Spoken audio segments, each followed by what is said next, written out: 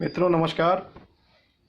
मैं राजीव द्विवेदी, राजीव महेश प्रसाद, अपने YouTube channel पे आपका स्वागत करता हूं और रिक्वेस्ट करता हूं कि कृपया हमारे पसंद आने पे वीडियो को लाइक सब्सक्राइब ज़रूर करें और व्यू करते रहें, ऐसा आग्रह है। मित्रों, आज का विषय बड़ा हॉट विषय है।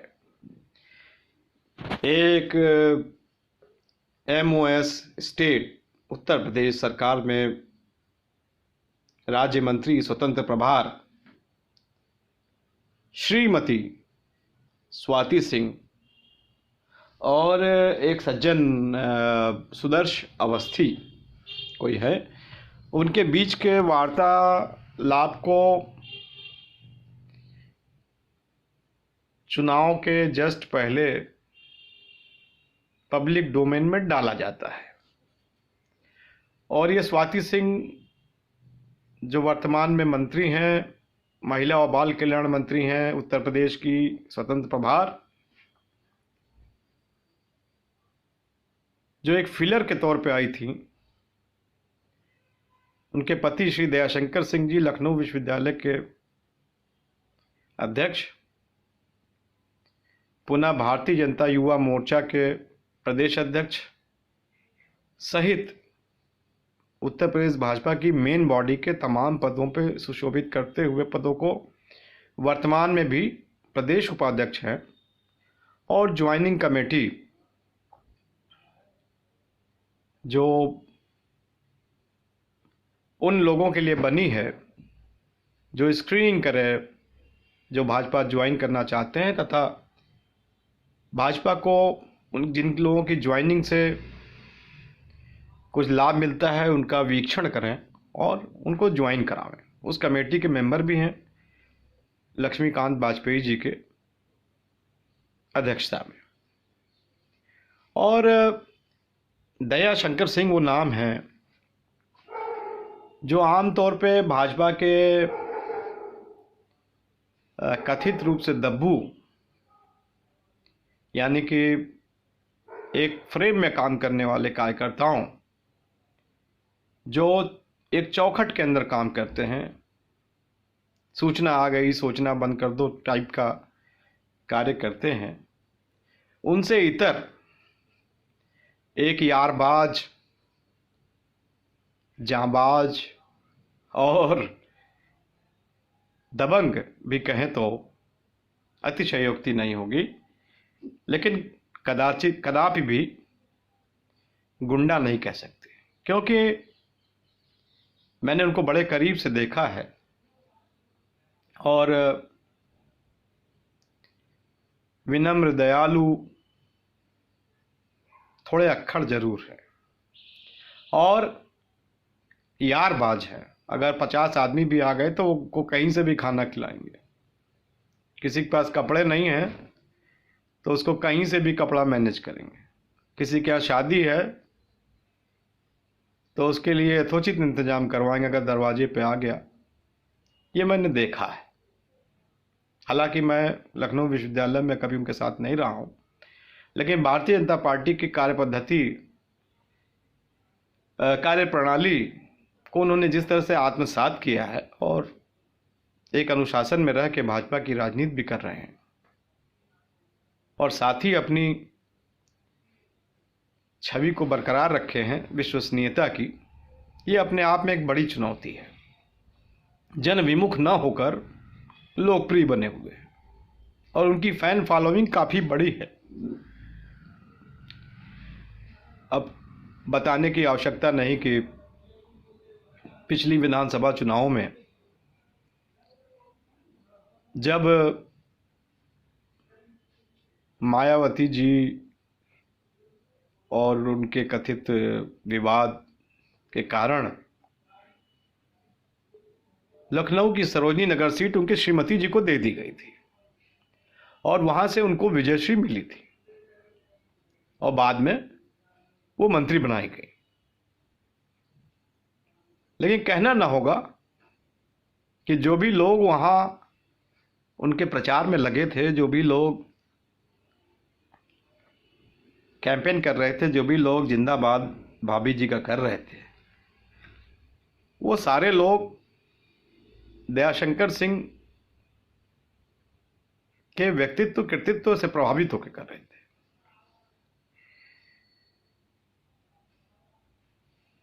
खैर, मुझे ये किसी को तटस्थ रह के अपनी बात करनी है, लेकिन जो मैंने देखा और जाना सुना है वो मैं बता रहा हूँ।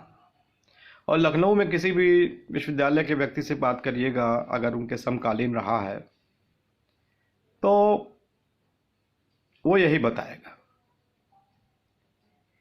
दूसरी बात, थोड़ा और पीछे चलते हैं तो दयाशंकर सिंह वैसे तो बक्सर से आते हैं, जो बिहार में पश्चिमी बिहार का सबसे निकटस्थ जिला है, नगर है गोरखपुर, अरे उत्तर प्रदेश बलिया के बॉर्डर पे, क्षमा करेंगे। और उनके मामा मैनेजर सिंह जी अपने समय के बड़े नेता और विधायक थे, और उन्हीं के वहाँ रह के इन्होंने लखनऊ विश्वविद्यालय में पढ़ाई की, छात्र राजनीति की, अंतःवासियों में हॉस्टल में भी बहुत लोकप्रिय रहे और डे स्कॉलर्स में भी लोकप्रिय रहे। खैर, विपक्ष की राजनीति करते रहे, कल्याण सिंह के समय भी काफ़ी लोकप्रिय थे युवा नेताओं में जब सरकार थी, और एक बार विवादों में भी आए थे जब एक बड़े नेता, एक बड़े लोकप्रिय और बड़े नेता के पुत्र को समायोजित करने का प्रयास चल रहा था। हालांकि आज तो वो 2-3 बार से विधायक हैं और उनकी अपनी फैन फॉलोइंग भी है। तो उस समय कहते हैं कि दयाशंकर जी ने बयान दिया था कि लेगेसी को लेकर चलने वाले नेताओं के बजाय उन लोगों को आगे बढ़ाया जाए जो अपने दम पे भाजपा की राजनीति में अपने को प्रमाणित किए हैं, उनको भी टिकट दिया जाए, उनको स्थापित किया जाए। खैर, पुरानी बात हो गई, तब से गंगा में बहुत पानी बह चुका है। लखनऊ की गोमती तब से बहुत आगे बढ़ चुकी है, गोमती का पानी बहुत बह चुका है, और अब उन बातों का कोई बहुत महत्व नहीं। लेकिन लोग कहते हैं कि उनकी ये बातें कुछ बड़े नेताओं को बहुत रास आई थी और कुछ को बहुत नागवार भी गुजरी थी, और कहते हैं कि उनकी इस भूल, राजनीतिक भूल का भूत अभी भी जिंदा है। यानी जब जब दयाशंकर सिंह की स्थापना होती है, उनको एमएलसी का टिकट भी दिया जाता है तो तब दिया जाता है जब सीटें नहीं हैं, या किसी को जिताने की जिम्मेदारी तब दी जाती है जब पर्याप्त संख्या बल नहीं है। खैर, वो अनुशासित कार्यकर्ता की तरह उसमें लगे रहते हैं। खैर, अब आते हैं मूल विषय पे। एक शेर याद आता है कि जब वक्त खराब था तो जिन पे तकिया था वही पत्ते आग उगलने लगते हैं। तो शायद ये स्वर्णिम काल उनकी राजनीति का चल रहा था, जिसमें वो भाजपा के केंद्रीय नेतृत्व, प्रदेश नेतृत्व सहित हर जगह उनकी स्वीकार्यता थी। प्रदेश उपाध्यक्ष हैं और भविष्य के एक बड़े नेता के तौर पे उनका नाम लिया जाता है। लेकिन अब बात वहीं आ गई किचन बनाम ड्राइंग रूम, और मंत्री महोदया जो उनकी विवाहिता हैं और धर्मपत्नी हैं, फूल से बच्चे भी हैं, मैंने देखा है। तो काफ़ी पब्लिक डोमेन में भी चर्चाएं थीं। हालांकि किसी के व्यक्तिगत जीवन में झांकने ताकने का उपक्रम वो लोग करते हैं जो लोगों का मान मर्दन करना चाहते हैं, उनका चरित्रहरण करना चाहते हैं। लेकिन एक तटस्थ पत्रकार के तौर पे, स्वतंत्र पत्रकार के तौर पे, अब चर्चाएं जब आम हो गई तो उस पर अपना विचार जनता तक पहुंचाना और जनता की राय जानना लाजमी हो जाता है। तो मैंने वो भी, आपकी तरह मैंने भी वो ऑडियो सुना जिसमें वो कहती हैं कि ये है वो है, बहुत प्रताड़ित हूँ मैं और मुझे बहुत भय है। मुझे नहीं समझ में आता है कि ये 2019 का ऑडियो 2021 में 22 में आके वायरल किया जाता है। और मुझे वो दिन भी याद है जब इसके चर्चे चल रहे थे कि उत्तर प्रदेश में कुछ मंत्रियों की छटनी होनी है। उस समय भी दयाशंकर जी संकट मोचक होकर प्रयास कर रहे थे कि स्वाति जी बरकरार रह जाएं, जहां तक मेरी जानकारी है। खैर, तो मेरा आकलन ये है, मेरे मानने से नहीं कुछ होता है, मेरा आकलन ये है कि निश्चित रूप से अब चूंकि टिकट पे निर्णय होना है आजकल में, 2 दिनों में, 3 दिनों में, तो एक माहौल बनाया जा रहा है जिसमें उनको गुंडा बदमाश और जाने क्या क्या, जबकि जो भाजपा है वो तमाम बड़े गुंडों, तथाकथित गुंडों, जिनको सामान्य ख्याति जिनकी अच्छी नहीं है, और जो माफिया स्तर तक के लोग हैं, चाहे आगरा में हो, चाहे रायबरेली में हो, चाहे उनके परिजनों को, उनको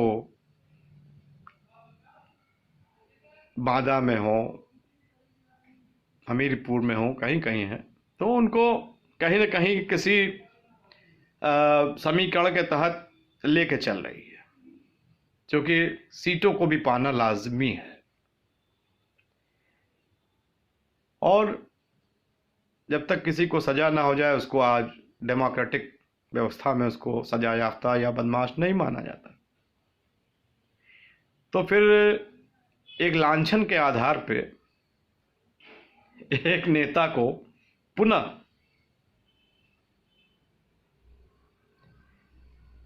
रोक देना, कदाचित ये, क्योंकि ये ऑडियो क्लिप अगर 19 का है और 22 में लीक किया जा रहा है उस कथित सज्जन सुदर्शन अवस्थी द्वारा, और जो कहते हैं कि एक फ्लैट इन्होंने खरीद लिया और मेरे जानने वाले ने बेच दिया, तो ये तो बड़ा पेचीदा मामला है। ऐसा नहीं है कि दयाशंकर सिंह ने किसी का फ्लैट जाके ताला तोड़ के ले लिया है, किसी ने बेचा है, उसको अधिकार था कि नहीं था। और सज्जन ये भी कहते हैं कि मैंने वो फ्लैट उसको दिया था, वो बेच नहीं सकता था, उनकी अपनी बेवकूफ़ी से वो बेच नहीं सकते थे, तमाम पेच हैं। तो अगर उन्होंने बेच दिया तो जिसको बेचा वो रह रहा है। खैर, इसका कोर्ट में लोग बता रहे हैं, मुकदमे हैं, थानों में हैं, तो इसको इतना हवा देने की क्या ज़रूरत थी। हाँ, ये ऑडियो क्लिप ये ज़रूर बताती है कि इनके खिलाफ इनके सारे विरोधी किस तरह से मंत्री जी के संपर्क में हैं, परोक्ष अपरोक्ष रूप से। और जब किचन में आग लगी हो तो ड्राइंग रूम प्रभावित होता ही है। तो ले दे के लबो लुबाब यह कि घर को ही आग लग गई घर के चिराग से, लेकिन मुझे लगता है कि दयाशंकर सिंह टाइप के लोग जो समाज में जीते हैं, समाज में मरते हैं, दिन रात समाज में बने रहते हैं, जिनका गेट कभी बंद नहीं होता, 12-1 बजे के पहले लोगों का आना जाना लगा रहता है, ऐसे लोग को राजनीति में बना रहना चाहिए और उनका मुकाम पार्टी को तय करना चाहिए। बाकी आप क्या कहते हैं, आपकी क्या राय है, मैं ये भी जानना चाहूंगा, क्योंकि जनता की राय सर्वोपरि होती है। 2022 का ये चौथा वीडियो आज आपको समर्पित कर रहा हूं और चूंकि विषय बड़ा ज्वलंत था और अब यह आम हो चुका है, इस पे अपनी राय रखते हुए आपकी राय आमंत्रित करता हूं। गुड बाय, धन्यवाद, थैंक यू।